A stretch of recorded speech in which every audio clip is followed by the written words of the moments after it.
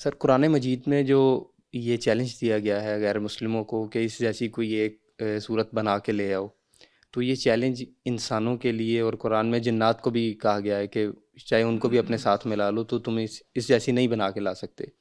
تو موجودہ دور میں جب ہم دیکھتے ہیں کہ ترقی ہوئی ہے، اے آئی ہمارے پاس ہے، اسے ہم کوئی بات کہتے ہیں وہ ایک چیز بنا کے ہمارے سامنے پیش کر دیتا ہے، تو کیا یہ قرآن کا چیلنج اس کے لیے بھی ہے؟ یقیناً اس کے لیے بھی آج بنوا کر دیکھ لیں، لوگوں نے بنانے کی کوشش کی ہے تو وہ دیکھ لیجیے اس کے مضامین کیسے ہیں۔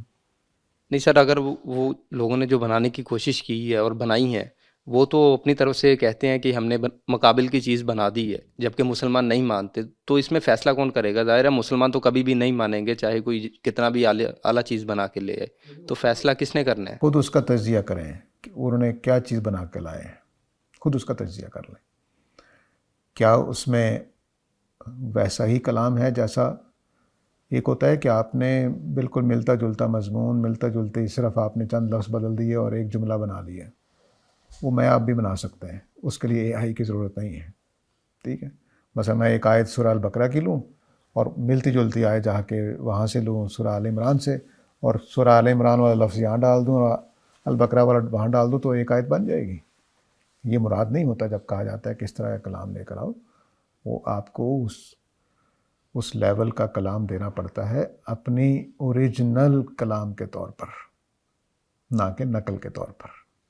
تو آپ پیش کریں، اس کا مضمون اتنا ہی بلند ہو جتنا قرآن کا بلند ہے، اس کے الفاظ اتنے ہی سہل ہوں جتنے قرآن کے سہل ہیں، اس کے اندر نظم ویسا ہی قدرتی نظم ہو جیسا قرآن کے اندر ہے، بنا کر لائیں، میں بتاؤں گا، تجزیہ کروں گا، آپ مجھے کلام پیش کر دیں، میں آپ کو تجزیہ کر کے بتاؤں گا کہ اس میں کیا فرق ہے قرآن سے، قرآن کے معیار سے۔ تو ہم ایک ہے جذباتی طور پر بھی ہم نہیں مانتے، لیکن ایک تجزیہ کر کے دکھا دیتے ہیں کہ ہم کس وجہ سے کہہ رہے ہیں کہ اس کے برابر کا نہیں ہے۔ تو اس میں میں اس کو بیان کرتا ہوں کہ قرآن مجید جو ہے وہ ایک فطری کلام ہے جس کی ترتیب جنگل اور قدرت جیسی ہے۔ جو قدرت کی چیزوں میں ترتیب ہے وہی قرآن کی ترتیب ہے۔ اس کا مثلا درخت آپ دیکھیے، ہم نے جتنی چیزیں یہاں بنائی ہیں انسانوں کی بنائی ہیں، یہ اس کا سٹینڈ دیکھیے کیمرے کا، ایک خاص شکل کا ہے، خاص ڈب کا ہے، کیا درخت بھی ایسے ہی ہے؟ کیا اس کے پتے بھی ایسے ہی ہیں؟ دو درخت آم کے اگائیں، دونوں کے پتوں کی پوزیشن ایک دوسرے سے مختلف ہوگی، ایک ایک پتا ہر پتے سے ڈیفرنٹ ہوگا، پہچان لیں گے کہ آم کا ہے، ٹھیک ہے۔ دو آم کے پھل برابر دکھا دیں مجھے، نہیں ہے۔